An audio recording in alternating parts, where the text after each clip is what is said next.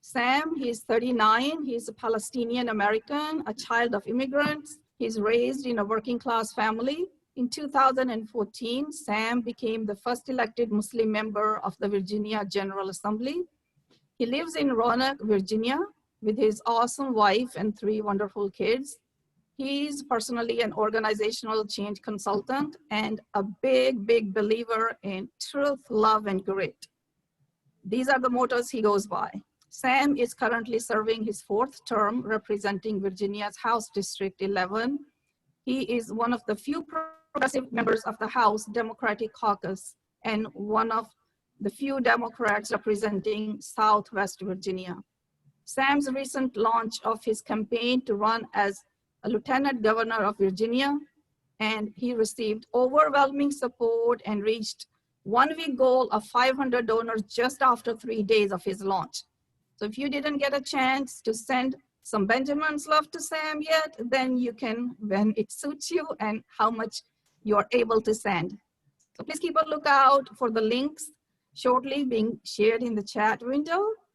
So you can donate and spread the word about Sam's run for Lieutenant Governor, like Sam's Facebook page or follow him on Twitter and Instagram. Now, without any further ado, I give you the Honorable and Principled Delegate, Sam Rasoul. Sam. Hello, everyone. Hello, assalamu alaikum. Thank you, and welcome to everyone. Thank you, Aliyah, for that wonderful and very kind introduction. I appreciate it. Thank you all for inviting me to be with you. I think I guess I'll first apologize in advance that I'm only here for a few minutes. I'm sorry. I'll try to take a couple of questions after this. I'm on the road, as you might can tell. It's a very busy time. We're trying to do our outreach, but in a safe way. So I'm here in Central Virginia right now. First, I see so many folks who are fighting so hard for great causes. So hats off to you. Thank you for being so involved. A tiny bit about my experience. I ran for office. I lost. I ran for office again. I lost in a close primary. I lost, and then I ran a 3rd time, and I won in a very close primary. I only won by 44 votes. The moral of the story is never give up. And I'll come back to that in just a moment. 44 votes, that's good. 44 votes, that's a landslide in some of these elections today. We're so thankful that we live in an environment, we live in a country where 44 votes can decide an election, where there are so many countries where something like that, clearly can't decide, the future of democracy. So I'm very thankful for the opportunity, for sure. A couple of quick anecdotes along the way. Most of you know I was raised here in the western part of Virginia and raised in the Roanoke Valley. And I remember first run was for U.S. House. I was the youngest congressional candidate in America. I was running with President Obama on his first run in 2008. And I was going and knocking on someone's door, and a young man came to the door. Maybe he was in his mid-20s. And I told him the spiel. I said, Senator Obama's running for president. I'm running for U.S. House. I'd love to have your vote, yada, yada, yada. And then he said, okay, I'll vote for you, but I ain't voting for Obama. And I said, why? He said, he's a Muslim. And there was an awkward pause and a big grin. And I was like, well, Senator Obama is a good Christian man, but I'm a Muslim. And then his eyes got all big, and we began to have a conversation because we were similar in age to see that, we're not so different. And we share a lot of similar values for sure along the way. I learned a lot in that run. And then fast forward another quick story about my general election for the seat that I currently hold. While I won the primary by 44 votes, the general election was an election where we thought was going to be very close. On paper, it looked like it for everyone. And you know, we were running against a candidate who the other side thought would match up very well against someone who had never been elected. And you know what happened was the day before my election, the Monday before the Tuesday election, they sent mailers all across my city and said, guess who's funding Sam's campaign? And then you flip it over and it said, Al-Qaeda sympathizers, Al-Qaeda sympathizers are funding Sam's campaign. And my heart sank because it was the day before the election. I can't respond to it. I don't have time. I didn't know what would happen. And wouldn't you know how beautiful the people are when you come to them with values and you come to them with who you are as a person. The next day in our election, we won with over 70% of the vote in a 40-point landslide. We won every Republican precinct except for 2. It was so heartwarming and such a validation of our values-based messaging, our grassroots approach to things. And to me, that was something that I look back on and try to figure out, how can I operationalize this? Because we believe in something better. I've always pounded on the process, on engagement, lifting people up, way more than policy. Policy very rarely impacts elections. It's the emotion of what you stand for and how you stand for it, how you engage people, because voting is an emotional decision. It is not logical. And these are things that we've learned. Going into my 8th year now in the General Assembly, that idealism that I carried in those first races, I still have today. I believe in a better type of politics, and that's why my campaign for Lieutenant Governor, it revolves around my 3 family values: always tell the truth, always be kind, and never give up. And that truth, love, and grit have been operationalized in 3 ways. We're building a people's platform where we're crowdsourcing the best progressive ideas around Virginia. We're connecting voters with the government services that they need so we can help build trust in institutions again. And then I'm personally visiting every city and county in Virginia in a safe way to make sure I gather stories and bring them with me all the way to Richmond. And in the end, that's what it's about. It's about relationships. And so I hope that as you're considering running for office, being more involved in different ways, being active, that you will keep in mind that this is a relationship business, and you'll keep in mind to keep up that tenacity and always, always be true to who you are, because people can see it. It's deep inside me, it's deep inside our faith and my faith. And if you can work hard, be true to who you are, and then have a little bit of faith that things will work out. That's been the formula that has helped me along the way. So thank you for giving me an opportunity to share some of my experience. Sam, what motivated you to run for the office? Why are you running for the office? Well, what motivated me to run initially, to get involved ever, was back at the end of 2006. It was all process. While I had a platform in 2008, I ran on single payer healthcare. I mean, I ran on the progressive values that I believe deeply in right now. But what I really cared more about was the process, the way we engage, uplifting grassroots, showing the proper respect and dignity to people that they deserve. And so that has always been my motivation from the beginning. In fact, I remember when I first ran for Congress, I mean, you know, some Democrats are like, oh, here's this new kid and he doesn't know anything about politics, and he's talking about people coming together and lifting up grassroots, all this idealistic stuff that, you know, young, bright-eyed people talk about, which doesn't win elections. And, you know, to me, that's how you party build. You party build by showing people that you care. You know, you don't party build by trying to convince people that there are all these wonderful policies for them. First, you've got to build a relationship with them. Then you can talk to them about policy. And so I believe in that wholeheartedly today.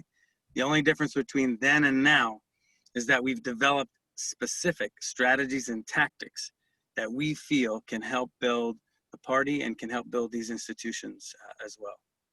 What specific changes do you want to bring when you become the lieutenant governor? Yeah, thank you for that. We talk about a number of different things.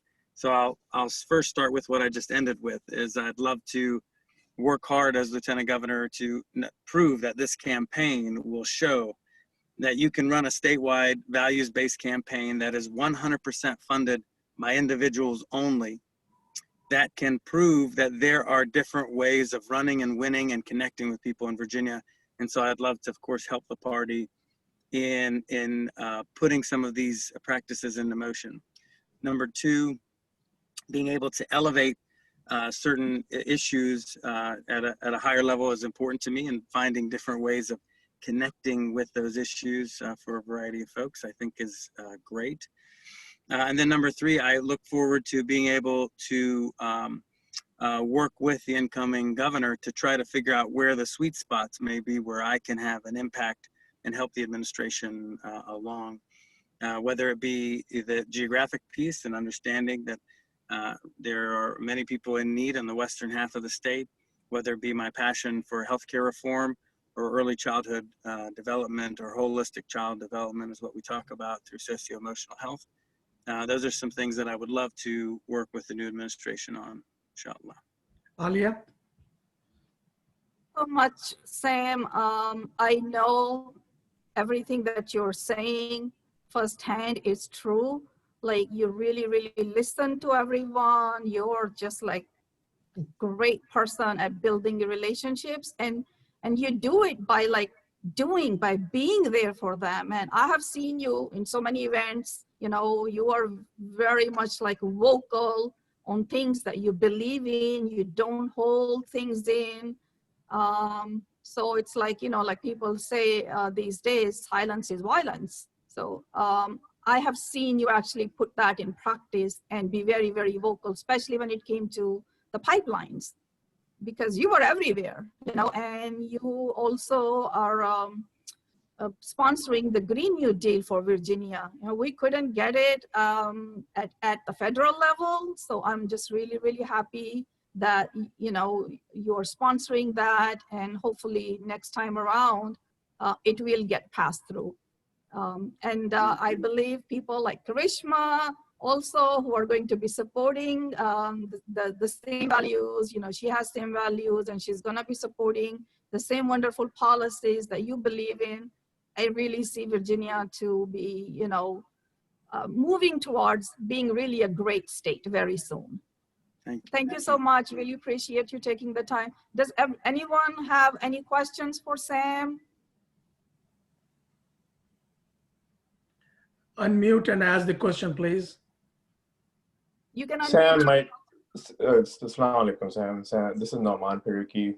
Sam, I know you have started this process probably in the early stage in your life, you know. So my daughter is also trying to head in that direction, though she's just completing her college. She did at the Columbia University. I'm sorry she was not available today, but she runs the MSA there, and she's also worked with a lot of different organizations. So what would be a good advice for newcomers coming to this play, you know? Yeah, I think one thing that, and I certainly don't want to sound as though I'm going to be very preachy on this, but especially for the newer people or younger people who are getting involved, two things. Number one, you know, don't let people tell you that wait your turn, it's not your time, things like that. There's always space for you to lead. You need to be smart about which position and where, what makes sense. I mean, obviously you can't run for president right away tomorrow, but you know, there has to be space for you to lead, and so to find that space and to make room. But number two, one of the important things that we struggle with, largely because our education system doesn't focus on it, is thinking deeply about our own social and emotional growth. I feel as though that the best leaders are always trying to constantly challenge themselves to grow inside in lots of different ways. We call that different things. I usually refer to it as emotional intelligence, your empathy skills, your active listening, your self-awareness, your self-motivation, self-control. There are very specific skills you can hone in. And so it's important to be self-aware enough to know that you've got to really focus hard on those skills to be a better leader as time progresses. So those are a couple things that I would focus on. Thank you so much for that question. Thank you. I just want to clarify, the Center for Pluralism is a nonpartisan, non-political, non-profit organization. We will bring both Republican and Democratic candidates to share their view and how they have succeeded. So I just want to make sure we are not partisan. Well, thank you so much, Aliyah and Mike, for having me today. I appreciate the opportunity to engage with you. I appreciate you valuing a little bit of what I'm able to bring to the conversation. I know I'm sorry that I can't be with you, that I've got to jump off now. One last question. Oh, yes, So, go ahead. Quick question. How did you keep your job while building your own platform first? Because that's what I find as a big hurdle for anybody who is not in politics to come into it. It is very difficult. You know, it depends on different states and different situations on what you run for. You know, in Virginia, it's very difficult for people to be able to do this. I had to leave my major profession. I worked in nonprofit healthcare in finance and operations for some time, and I wasn't able to stay in that and really give everything that I have. So I had to go into the consulting field, and I do strategic planning and social enterprise work. But that's not easy for everyone. I mean, I just decided that I was going to make a lot less money and just live doing what I love doing. So I'm sorry there isn't a great answer for that in Virginia. We should have a legislature that is compensated in a way that allows for it to be more open to a lot of folks. But it's position to position. So I hope that you find a way to make it work for you wherever you live. Yeah, I'm in New York City. We'll be in touch. Yeah. Okay, inshallah. Thanks so much. Thank you. Okay, Fursa Saeeda, good to see you all. Thank you so much for having me. Sam, And, give your website. Give your website. Sam. I shared everything in the chat. I shared his website, his Facebook, everything is in the chat. And I can do it again if anybody would like me to. Yes, and I appreciate you talking about the Benjamins and things like that. So thank you so much for you all's support and all the work that you're doing. And I appreciate you having me today, really. It's our pleasure. Welcome. And just before you leave, Sam, I just wanted to let everyone know that we have a meet and greet for you scheduled for Tuesday. I will share the information with everyone. It's coming Tuesday at 7:30, guys. And if anybody else would like to hold a meet and greet with Sam, there's no obligation, there's no commitment, it doesn't have to be a fundraiser. People can, of course, give whatever they can, but it's most important that they get to know Sam. And Sam is making himself available for 1 hour meet and greet sessions. So if you would like to schedule one, please contact me. I'll be happy to coordinate one for you. Thank you. Again, thank you, Sam, and Thank have you a wonderful day. You're Thank welcome. you. You all take care. You. Bye-bye. Bye. That was really wonderful experiences that Sam shared with us, and hopefully, these golden nuggets will be used by some attending today. And I'm sure Karishma has a lot more to share with us. So let me just move on to introduce our next guest, Karishma Mehta. She served as a Barney 2020 victory captain and also as a delegate in Virginia. And she's worked really, really hard during the POTUS primary. She's also an active member of DSA. Karishma is currently a preschool teacher, a community organizer, and a daughter of immigrants. She announced her run on Virginia's very first Indigenous Peoples Day, October 13th, 2020, to be a member of Virginia's General Assembly and will be on the ballot for the 2021 June primary elections. She is challenging Delegate Alfonso Lopez in Virginia HD 49.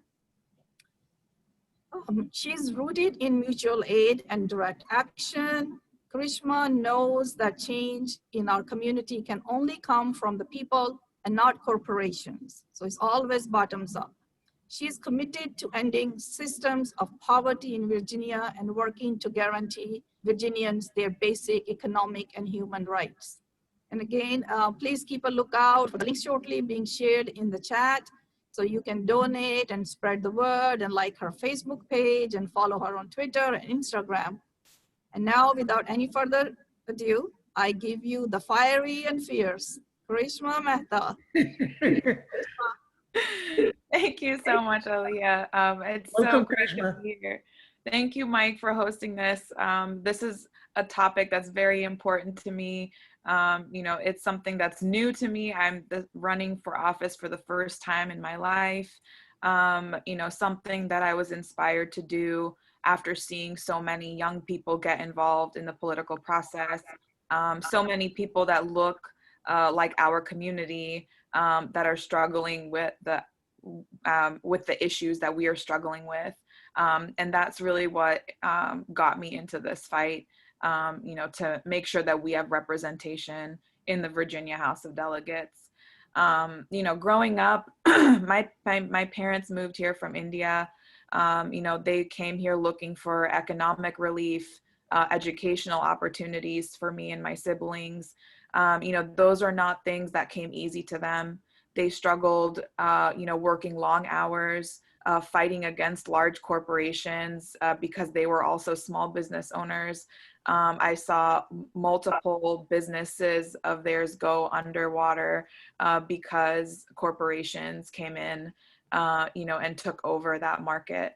Some of those issues are not just unique to me. They're very much a commonplace issue within our community.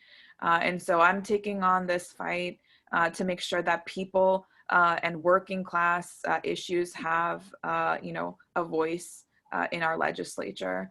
Right now we have delegates that work very much in favor of corporations and systems that fuel poverty and inequity in our communities. Our basic human rights are not something that should be negotiated. These are not things that are up for sale. These are not things that are commodities.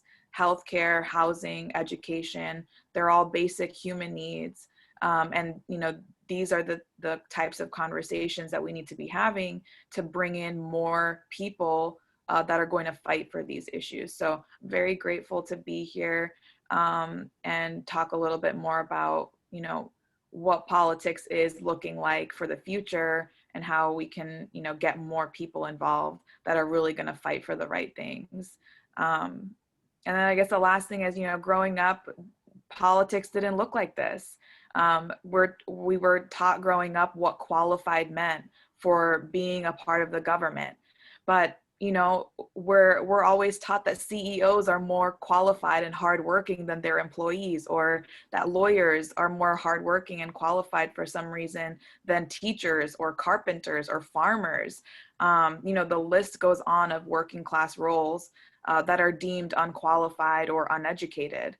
And that's an intentional method of suppressing everyday working people like us, especially those from marginalized communities, from religious minorities, from ever considering that we are also qualified. We are qualified as we are.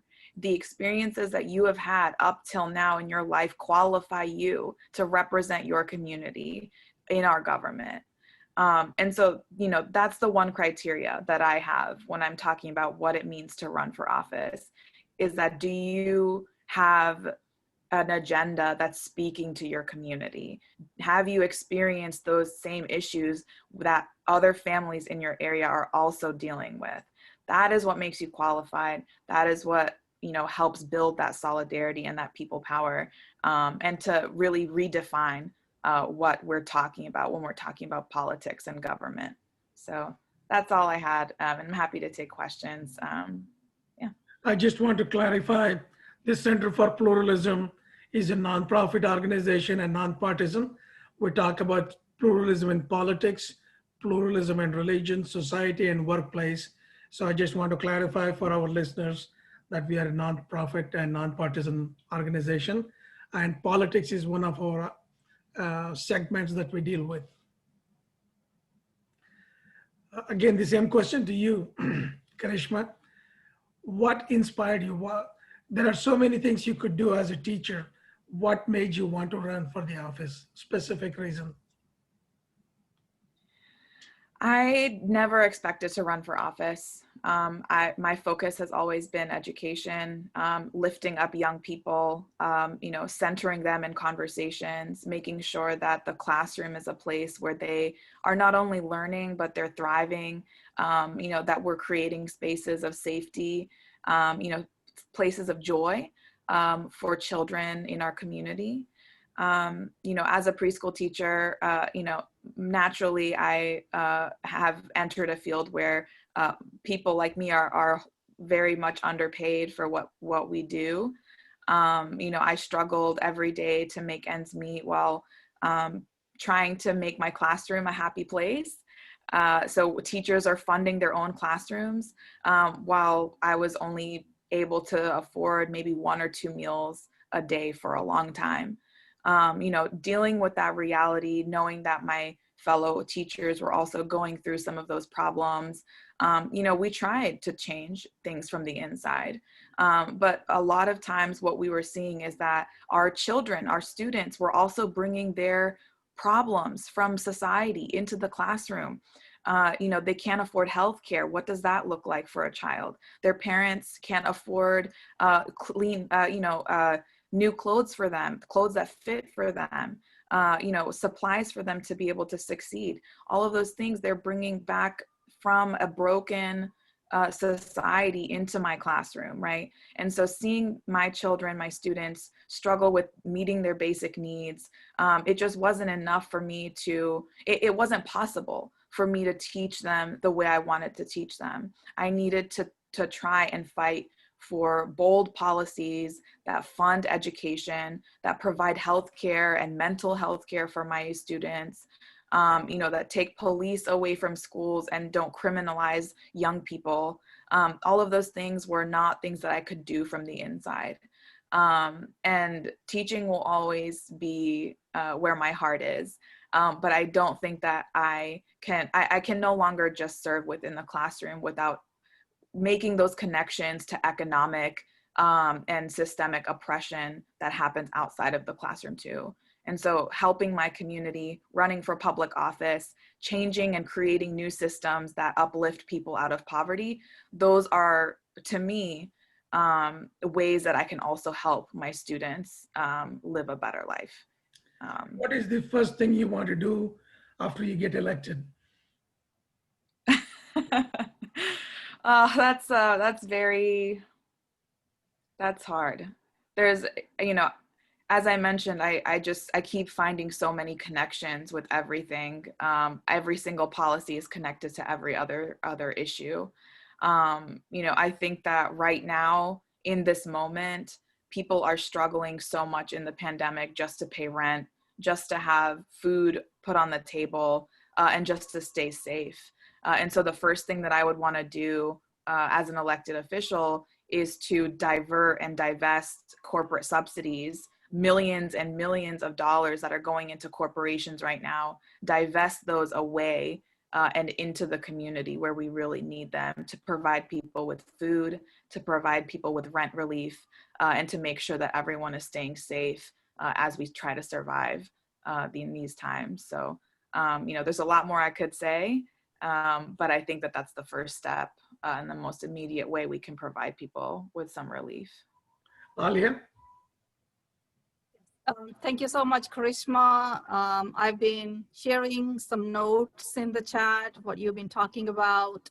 And what you said about lived experiences and growing up, you know, in an ordinary household, we should feel that that's an asset that we have, right? A lot of people feel that that's a gap, right? They feel that as that's a roadblock for them. You know, like they feel, again, like you said, growing up, politics was different, right? So a lot of people still have that kind of thoughts in their heads because that's what they've been told by their parents, right? And seeing you run, I think it's really going to give hope to so many people. You know, you are such a role model. And everyone, I mean, I know Karishma personally. I can personally vouch for her. She's one of those, she's not going to change afterward. She's not like, you know, that just pretending to be a progressive type of person. And then she's going to go and, you know, vote for the, you know, centrist and, you know, policies. She's not. She has really proved herself by taking direct action together, you know, with people. She's out there in the streets, right? Because direct action is also very, very important. Yes, voting is important, but unless people are out on the streets and protesting and demanding their rights, we are not going to get them. So that's a huge part, and Karishma really, really understands that, and she really demonstrates that. So I really thank you, Karishma. Thank you really from bottom of my heart. You inspired me so much. So does Sam. And does anyone else have any questions before we move on to the next guest, please? So someone's asking which district is Karishma running from? She's running from District 11 in Virginia, and websites, I did share them earlier on. 49, Aliyah. Yes. And I can share the websites again. Just give me 1 second and I will share all of that information in 1 minute again. It's not 2022, it's 2021. Yeah, she will. Her primary is in June. Okay, June 21. So 1 second, it's coming up again. So all her website, her Facebook, all this information is all right here. How you can donate also, please. She's running the campaign. She's also not taking corporate money, right, from any special interest.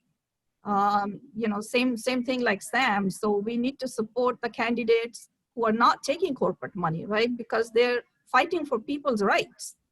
And people really need to support them. And I think this is one area that our communities are kind of behind in. We are very quick to complain and ask for rights, but we are behind in when it comes to, you know, work. And support the candidates who are brave enough to run. It's not easy to run. And our next guest, Ghazala, will be, you know, telling you about that, you know, that it's not very easy to run, okay? So if anyone, you know, if there are no more questions for Karishma, then we can move on to our next guest. Karishma, this is Nauman again. Sorry to ask you, but I think my daughter wasn't present today, apparently. I'm sorry. Misbah Faruqi, I think she knows you well. I think you may have been connected with her. She was also echoing the same sentiment, what you know, mentioned for school, the police and all that. So I think I applaud you and I congratulate you in your efforts, you know. Thank you so much. Tell Misbah I said hi. It's been a while since we were able to connect with the pandemic, but it's good to know that she's still okay, involved. perfect. Yeah, Thank you. That's great to hear that we have, you know, our youth that who's already inspired from you, Karishma. So that's really good. Thank you so much. Anyone else with any more questions for Karishma? Karishma, are you going to be hanging around with us or, yeah, okay. I can stay for it, yeah. Okay, great, great. So if there's no more questions, let me move on to our next guest, and that is Ghazala Salam. Ghazala, she is the founder and president of the National Muslim Caucus of America. In that role, she is focused on building power at grassroots level and is engaged in electoral work to help achieve racial, religious, and economic justice. She has built a national organizing infrastructure with the ability to mobilize a broad coalition of progressives to elect a diverse electorate that is inclusive and representative of all Americans. I will be sharing some links for her also, but without any further ado, let me give you the talented and experienced Ghazala. Take it, Ghazala, the floor is yours. Thank you so much, Aliyah. Thank you, Mike, for inviting me on this panel. It's so inspiring to hear folks like Karishma and Sam. So keep up the great work, and I wish you all the best of luck for your primary, Karishma. I'm based out of California, but I am a transplant from Florida. Originally, my family moved here from India when I was in 5th grade. So I've gone through all of those experiences, you know, cultural, economic difficulties, and everything that you can imagine, you know, a 10, 11-year-old coming to a different country and growing up. And when I was growing up, and at that time we were in Philadelphia. And so I did not have a lot of people that were my same age, you know. So I have a different perspective and different experience growing up. I went to an all Catholic school, you know, and so my experiences are very different than some other folks, maybe, or kids who are immigrants, born to immigrant families here, because I feel like even my children have a different environment that they have grown up in. But, you know, I was not very political at all. My family was not very political until about 2010, when in Florida, when I was not really seeing a lot of female voices speaking out against discrimination in the state of Florida, against what was happening in the Muslim community, the stereotyping of Muslims, the hate crimes that were happening. And so I really wanted to give back to my community, and I wanted to see how I could get involved. So I really started part-time with the Council on American Islamic Relations, which is a civil rights organization, and my eyes to the lack of engagement that our communities, minority communities, have. And I don't really like to use the word minority, but the American Muslim community has with politics and political engagement. And, you know, we were challenging legislation that was so damaging based on, you know, to our communities in schools, in you know, public policy and all of that. And we wanted to really get the support of voters in these different constituencies to come out. And, you know, we would speak to the legislators. I was the government relations director. And so I would say you expect 500 calls from our community members, because, you know, this is really going to show you an impact. And after all the work that we did and we got to that place, we would find out that only 5 people in our community would make those phone calls to legislators. It was so disheartening, because people just don't realize that how deeply these policies will be impacting them, you know.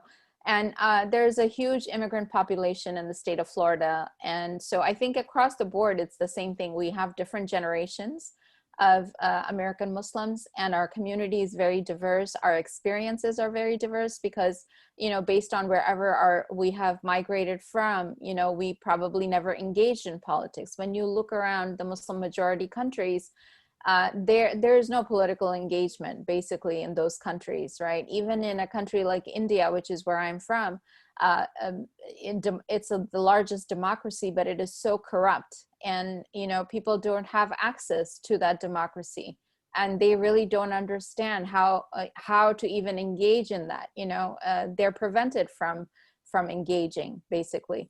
And so, you know, I just experienced at so many different levels of understanding. And I said, you know what, we need to do something where we can teach our community these basic things, that why they need to get involved and have to exercise their agency. So I started the first Muslim Democratic Caucus in the state of Florida. And that was the first in the country that became an official part of the party, you know, the Florida Democratic Party. And even that, we went back like 5 to 6 months because they did not want to use the word Muslim. They were like, you know, can you call it South Asian? Can you call it Arab? I was like, look, American Muslims are 1% of the population. We are a small group of people to begin with, and we're diverse. In America, we come from every part of the world.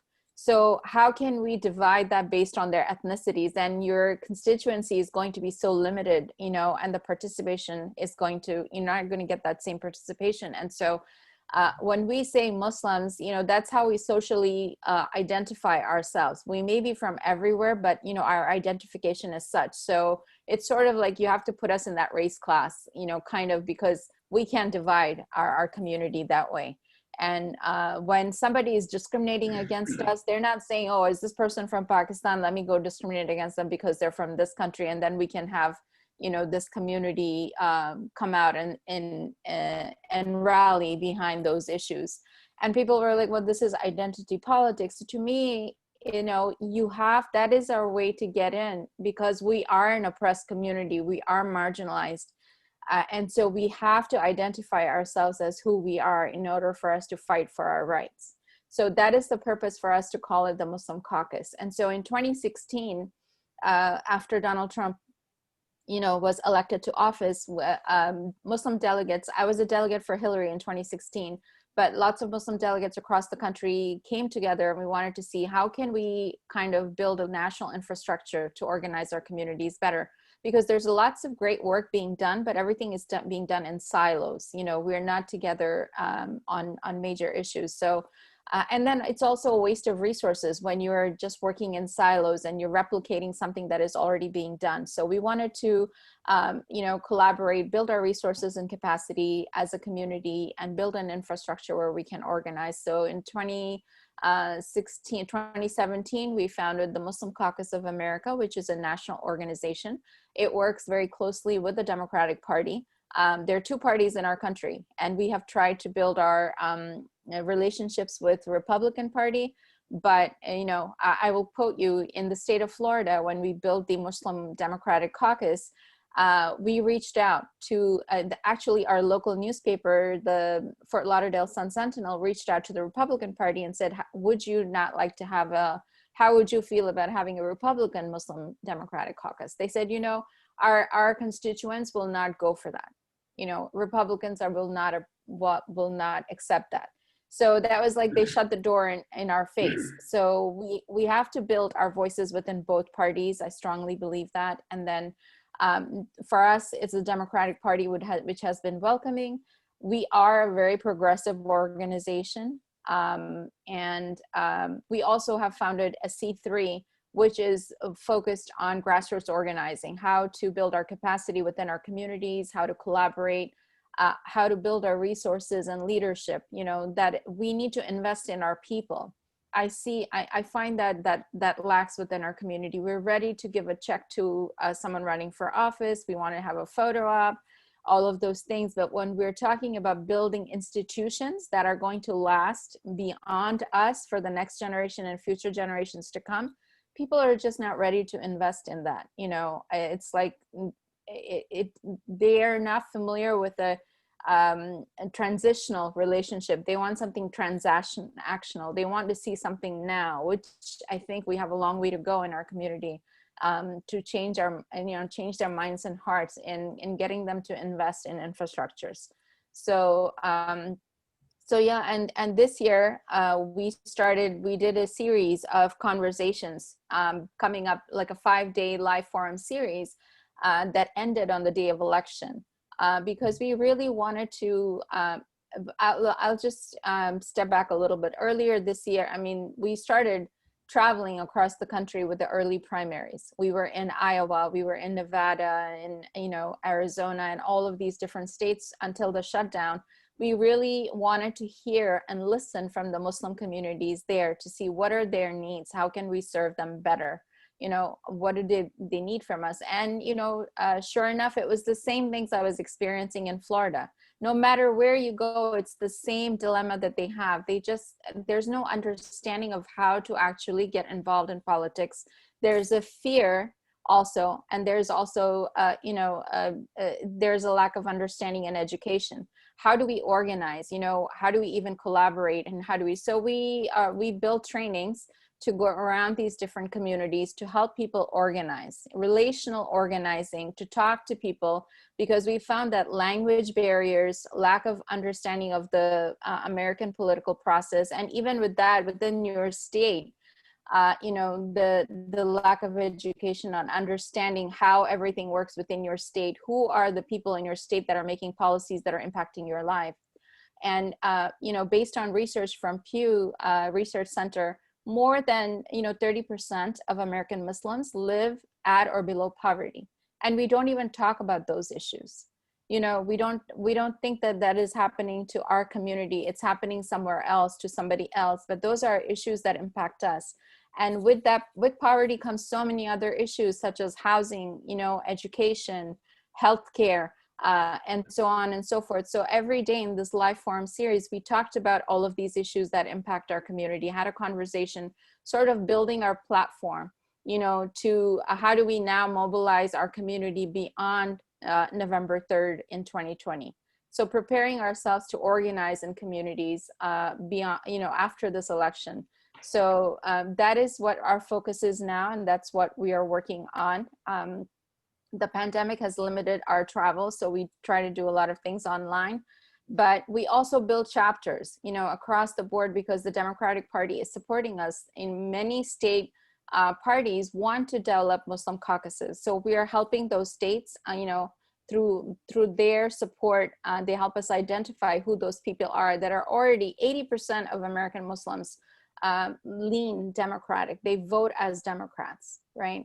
And so why don't we use that to leverage that into the party, to have influence on the platform of the party, bring our progressive faith values into that, fight for equity, justice, you know, and an equitable democracy. That really is, those are the three, you know, things that we really focus on: is justice, you know, is it equitable, is it just, and is it increase, you know, is it helping us develop a more equitable democracy across the board? Because we saw in these 4 years how fragile our democracy can be, you know, and is right now. And people are trying to destruct democracy, basically.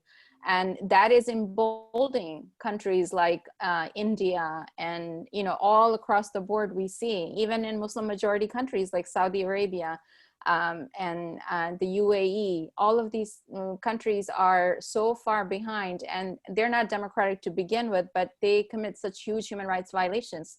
And that just goes against, you know, themselves calling Muslim countries, because they're really not. You know, there is no such thing as a Muslim country, but there are Muslim majority countries because Muslims live there. And for a long time, we felt that, you know, we need to focus on domestic policies only, and, you know, not necessarily focus on foreign relations, because we have to look at what is impacting us. But we have seen in the last 4 years, and probably this was building up even beyond that, that what happens on a local level has a direct, it's transnational, whatever happens here has a direct influence and impact in other countries. And Muslims are marginalized, you know, and increasingly marginalized across the world. And so we want to make sure that we are teaching American Muslims how to utilize their agency, their vote, and their power at a very grassroots level. And then, you know, electing people that represent you, your values, is so important.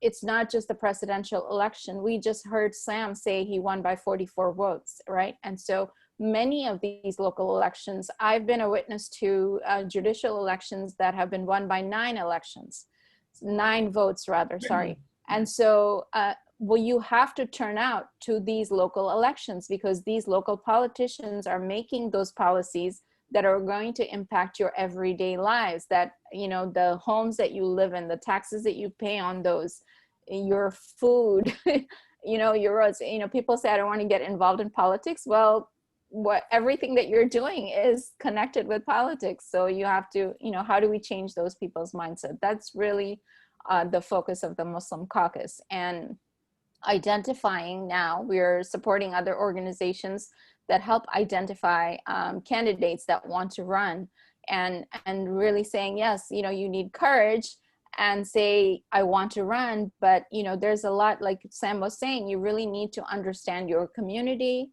who you're going to represent. What are those needs of those communities? You have to build relationships. It's great. You can wake up one day, you may be lucky enough to say, I'm going to run for office and run and win that campaign, but that's going to be very rare. There is a lot of work that goes into it. So we want to be guiding people on that right path, so that they are successful in their campaigns. And not everybody may make it the first time, but your courage, your determination, you have to keep trying over and over again. And everybody, it's not in everyone's intention to run for office. There are lots of other ways that you can get involved and engage. And that's what really the Muslim Caucus focuses on, all of those things. Ghazala, that is a very thorough organization. I was part of your organization last year when you had the caucus. When is the next caucus going to be? It was a great event that you did. Yes, yeah, we had our very first annual gathering, inaugural gathering in DC last year. And that was we received a lot of media coverage, and people were talking about, we had people coming from all over the country, because this was the first political conference for Muslims, American Muslims, because until then, it's like, it's a part of something else, and people will add in a civic education thing or, something else. But this was a 2-day conference that was completely based on politics, American politics. And it was for political activists, people who wanted to run for office, organizers. So it was a space where they all came together. It was sort of like a Netroots for American Muslims. It was open for everybody, but the focus was primarily for American Muslims, just to help them feel empowered. So this year we couldn't do it because of COVID, and hopefully next year we're going to plan it. If COVID prevents us from doing it in person, we will definitely do an online, we will organize that. We just couldn't do it with all the changes this year, but we will have one in 2021. I just want to clarify that the Center for Pluralism is a nonprofit, nonpartisan organization. It is not a Muslim organization. It is for all Americans. And we just want to clarify that regularly. Ghazala, you mentioned about 80% of Muslims are Democrats, the 20% of Republicans. There is one person from Texas. He is going to run for a lieutenant governor. He's a Republican mayor. Dr. Arjuman Hashmi will be on December 13th, Sunday, at this show, and he will share. We would like you to join back again. We have Republican Muslims who will be a part of it, and Republican Hindus. We'll bring them all together. That would be great. I would love to. Ghazala, Aliyah, please. We can't hear you. Aliyah, we can't hear you.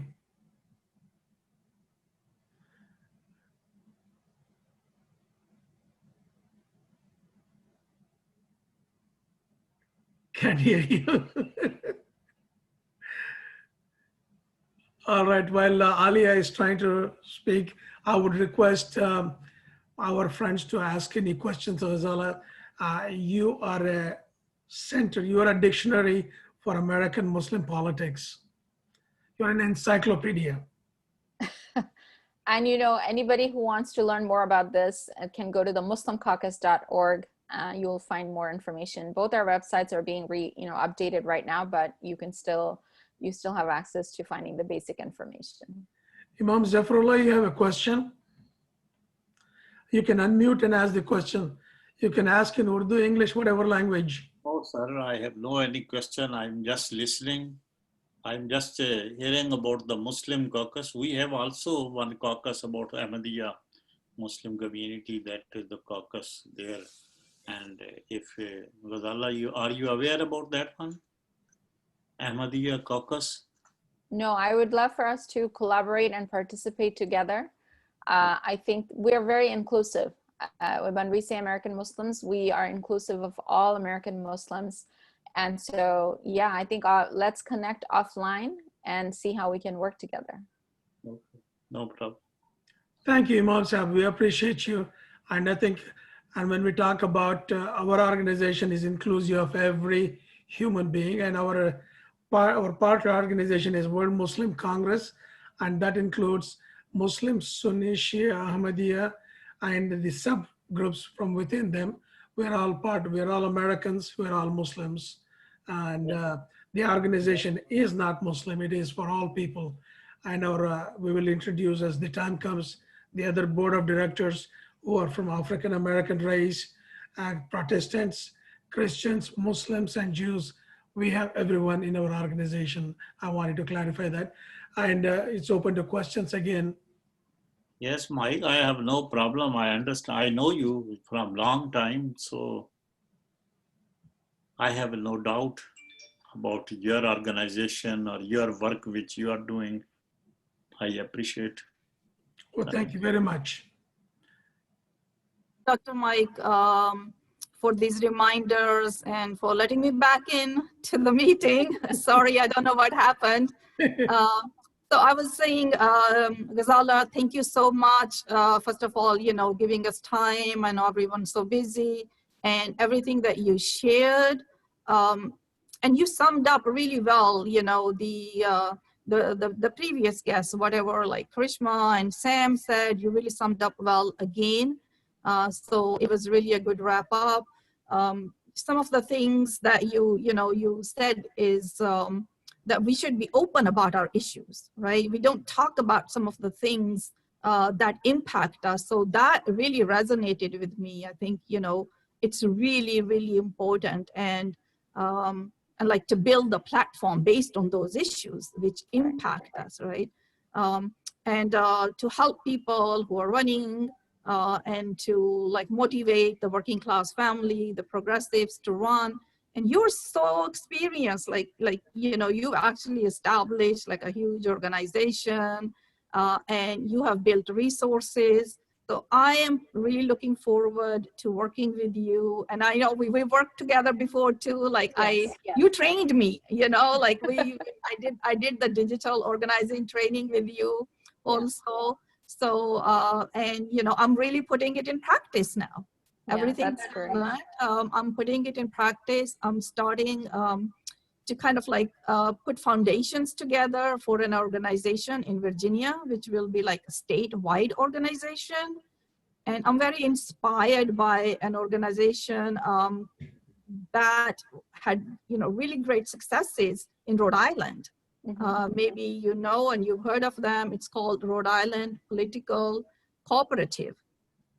Mm-hmm. So they kind of like brought, a lot of organizations together from their state, like Sunrise Movement, Justice Democrats, Working Family Party, and they pooled their resources together and they built one platform, and then they ran their candidates on that one platform, and they've had a lot of successes. And I'm so inspired by them, and I'm trying to build something like that in Virginia. And I really hope that, you'll be able to guide us with that. And what you were talking about training, yes, there is, so much need for more training. Yes, people are getting more and more aware of the political process, but still, there's so many who are not. Yeah. So I'd like to partner with you on that end also, and try to hold some more training, not just for those who want to run, but just to make people aware of the political process, how they can help, right? Even if they're not wanting to run, but there's so many ways that they can help. They need to know what House district, what state Senate district, and what county district, like, all those things you mentioned. And a lot of people don't know, right? You ask them what district, even congressional district, you ask them what district. So there is need for a lot of education on that level, like very basic level. So people understand that it's not just the presidential election they need to come out for. The local elections really, really, really matter, right? So I'm really hoping to build some more partnerships with you and strengthen our relationship.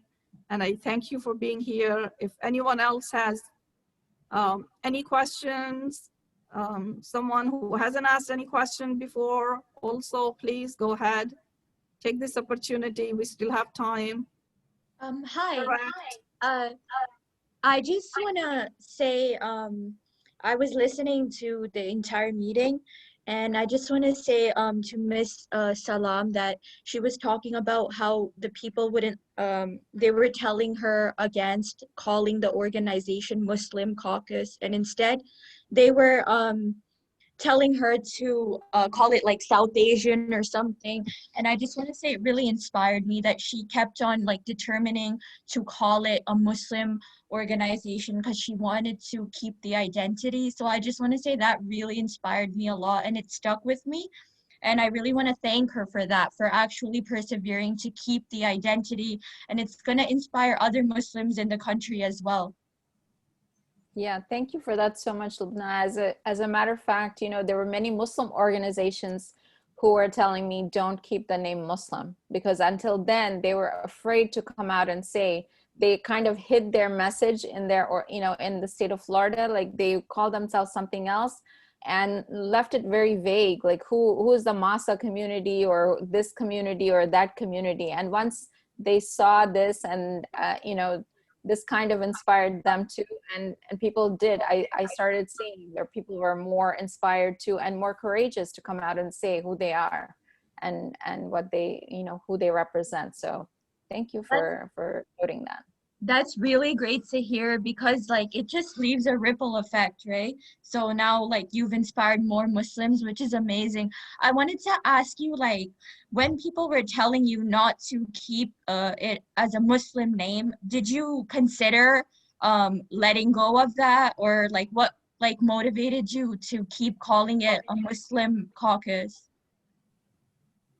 Because I saw the number of discriminations against Muslims. Islamophobia was, so rampant and still is probably in the state of Florida. And so these crimes were happening when people were discriminating or hating on Muslims. They were very open and specific that they hate Muslims because of their faith. And so I never thought of, changing the name. I may have considered like, okay, I'm so frustrated of months of going back and forth with this name. What do we do now? But, working for a civil rights organization also kind of inspired me. I was like, no, this is our right. And by you not accepting that this is who we are, you're telling us that we can't use this as our identity. You're actually discriminating against us.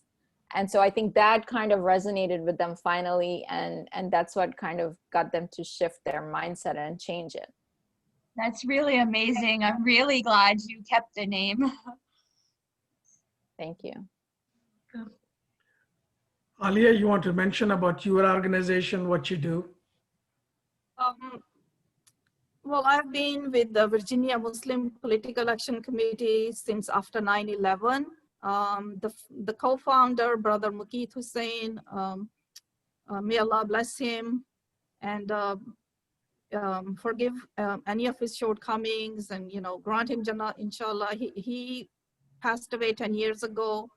It was very active until when he was alive, but since he's passed away, it's been kind of inactive, and I'm trying to get that activated again. I need some youth to take over who really just want to serve the community, and that's what's being kind of hold up on that, because a lot of people have approached me and they said yes, they can take over the organization, but I'm really seeking someone who just wants to do it for the sake of people, who's passionate to serve and who doesn't have a personal agenda like Brother Mukeet. And we used to endorse, it was like, when Mark Warner was the governor, so we supported Tim Kaine those days, and all these established Democrats, they know about VMPAC, so it has a name recognition in Virginia, and I will try to survive revive that one again. And then Bernie is the one who really motivated me again to come back, into it. And if you guys can see, let me like show you, I'm wearing like my shirt over here, like, but like Bernie also, like, he's so close to my heart. He has inspired millions and millions of people. So I got active again in politics in 2016. I started off supporting Hillary, but then I started listening to Bernie. Like, he really resonated with my values. So I became a Bernie delegate in 2016, and I've kind of just continued my work since then. I was a delegate again in 2020 also. And we wrote several resolutions at like our congressional district level. So that's a benefit of becoming a delegate. You actually, get to write resolutions and pass them at your congressional district level. And then they all go to the state level convention where they also get voted on, and they get passed by like all of the presidential candidates' delegates. So the one that got passed at Virginia state was voted together by the Biden delegates and by the Bernie delegates.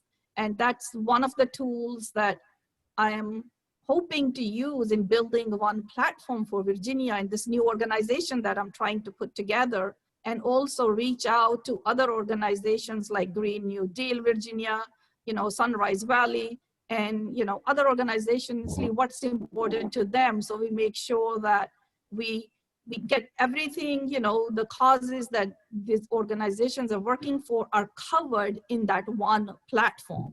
And also, I'll reach out to you, Ghazala, because you are more experienced and knowledgeable on Muslim issues. You already have that information, so we'll make sure that that platform includes those issues in there too, that some sort of policies that will help resolve those issues. So that's what I'm doing these days. I had a kickoff last week, and I think I did share in the Muslim Politics WhatsApp group about that too. So I'm hoping to have more people participate, especially if you are from Virginia, please participate. We had like 25 people in our kickoff, and then we had another follow-up yesterday. And people that are really committed and passionate, and this idea resonated to them, right? They came back. So I had a group of like a dozen people last night also, that we were brainstorming, like what do we need to do to build the foundation of this organization? And again, because I'm going to be looking to you, because you've already done that, right? So please guide me through this process. We can take it offline too. But that's what I'm trying to build. And again, I'm really inspired by the Rhode Island Political Cooperative, and I want to build a similar organization Virginia-wide, and then people in other states too. Once I learn, I'll be happy to share with others and help them set up similar organizations in their states, because again, it's the local level that really counts, right? So you have to like, run your candidates at the council level, at the city level, at the county level, right? And then at the state level, but all these levels count. And it's not just the presidential races that we need to like, be excited about. We should be excited about who's going to be our mayor, the city mayor, right? So I'm really happy about today's event. I think it was really well, and what everyone shared, very valuable information, and hopefully people have benefited from it. Please share your thoughts, anything else, any other questions that you might have. We do still have a few more minutes. We can either wrap up early or we can continue just informally until 1:30. Aliyah, once again, we're a Center for Pluralism. It's a nonprofit organization. Pluralism in essence is respecting the otherness of the other and accepting the uniqueness of each one of us. That's what pluralism as we define. And there is a pluralism in politics, religion, society, and workplace. And this portion that we are doing is pluralism in politics. And we are committed to build a cohesive America where no American has to feel excluded. It's about inclusion of every American from A to Z. And that's who we are.